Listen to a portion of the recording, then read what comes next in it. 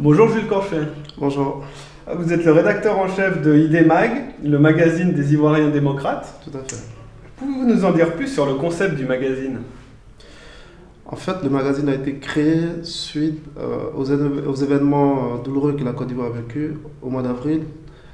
Pour rappeler un peu le contexte, c'est que suite aux élections présidentielles qui ont eu lieu dans ce pays, le président sortant, Laurent Gbagbo, qui à l'issue de ce scrutin voulait confisquer le pouvoir, et Alassane Ouattara, son opposant, qui lui s'est vu qui était le vainqueur de ces élections-là. Donc il y a une confrontation entre les deux camps.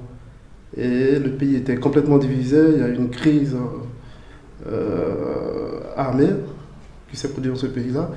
Et le camp Gbagbo, qui avait tous les instruments du pouvoir, à un moment donné, avait interdit l'apparition des journaux de l'opposition pour mieux contrôler les informations et tout ça. Et donc la création de ce magazine venait pour relayer les informations qui ne pouvaient pas être faites sur place. Donc nous, à l'extérieur, on voulait donner une autre version de la crise différente de celle qui était passée par le pouvoir en place. Donc des confrères et moi avons décidé que la seule solution d'apporter notre pierre à l'éclairage de la situation en Côte d'Ivoire, c'est de mettre un outil qui permettra aussi aux Ivoiriens de la diaspora ou même au monde entier de lire une autre version de ce qui se passe en Côte d'Ivoire. Donc c'est comme ça qu'est né ID-Mag en fait. D'accord. Et combien de collaborateurs contribuent actuellement sur ID-Mag? Nous sommes 3, dont moi le rédacteur en chef. On a Guy Koudou qui est le directeur de publication, et puis Axel Sikaï qui est, si vous voulez, qui a été l'initiateur même du magazine. D'accord. Et quels échos avez-vous reçus de votre magazine? Au début, c'était pas évident parce qu'on nous taxait d'être partisans d'Alassane Ouattara parce que, vu que sur place, il n'y avait plus aucun média qui relayait les informations en dehors des chaînes de télévision ou de la presse internationale, relayait les informations venant du Golfe où était confiné Alassane Ouattara. Donc certains partisans de Laurent Gbagbo nous ont traités d'être partisans, de ne pas être objectifs, même si on n'est pas complètement objectif dans tout ce qu'on fait. Donc on a été taxé du camp d'Alassane Ouattara. Ça n'a pas été facile. On a eu des attaques de virus et tout ça, il a fallu gérer pas mal de problèmes. J'ai l'un de mes collaborateurs qui a été même menacé de mort parce que la crise était assez profonde. Donc on nous taxait de ne pas être très... de pas être patriote parce que la Côte d'Ivoire a été attaquée de l'étranger, des choses comme ça. Donc c'était pas évident, il fallait gérer toute cette pression-là. Mais dans l'ensemble, l'accueil a été très favorable dans la communauté ivoirienne. Parce qu'à la base, en fait, le magazine a été créé pour les Ivoiriens de l'étranger, en fait. Donc c'est pour cela que nous ne traitons pas d'informations de la sous-région ou quoi. C'est un magazine qui est spécifiquement lié à la Côte d'Ivoire.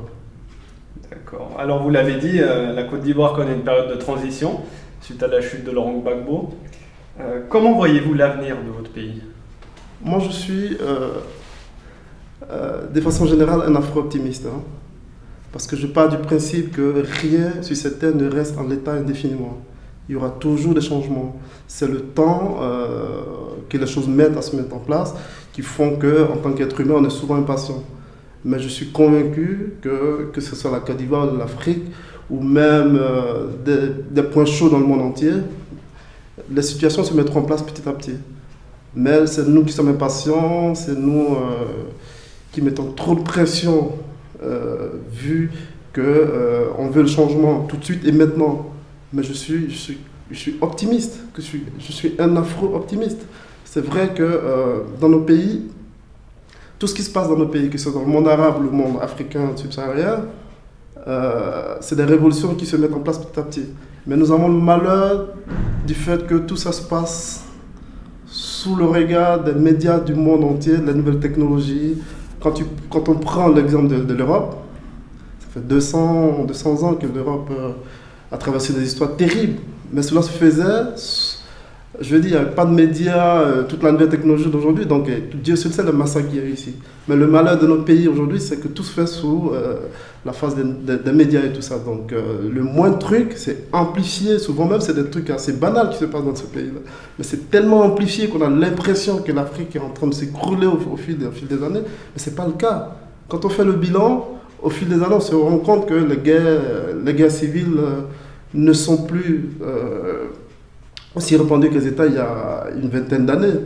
Donc il faut savoir raison garder, tirer les leçons de ce qui s'est passé et puis entrevoir l'avenir. Parce que la jeunesse africaine aujourd'hui, dans l'ensemble, à moins de 30 ans quand on prend sur l'échelle des populations. Okay?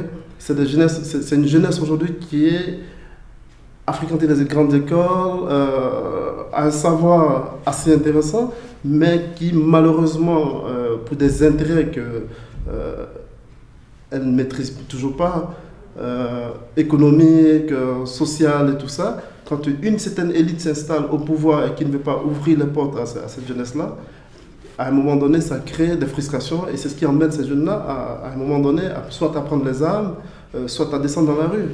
Mais moi, je suis optimiste. Dans le cas de la Côte d'Ivoire aujourd'hui, il y a un président qui est arrivé qui, Dieu merci, a travaillé dans des hautes instances internationales, qui sait ce que c'est que la finance, le redressement d'un pays et tout ça. Et aujourd'hui, il s'appuie sur la jeunesse. Okay? Il tend la main à la jeunesse. Les élections législatives se sont passées hier. Elles sont passées dans un calme relatif. Les choses se sont bien passées. Et donc, ça, c'est un pas en avant. Le processus démocratique se met en place.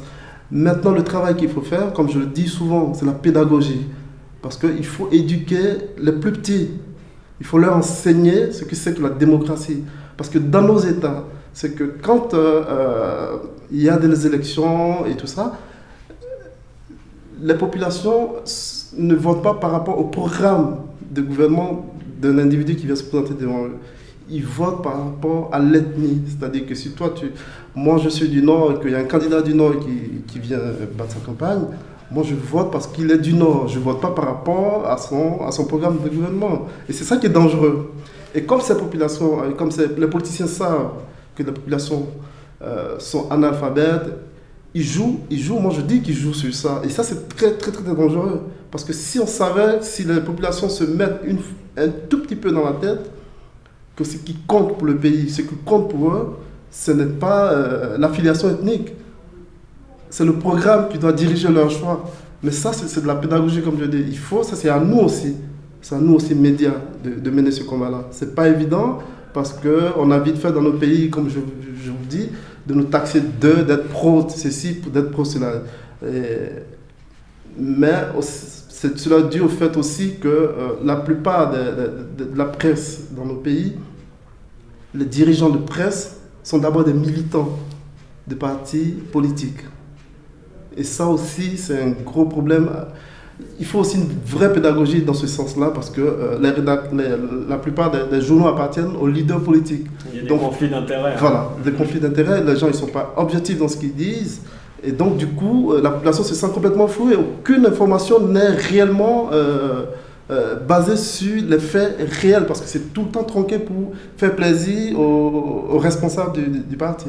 Et c'est ça aussi un gros problème. Mais je suis confiant que les années passant, les choses vont petit à petit se mettre à niveau et puis on en sortira. Quoi.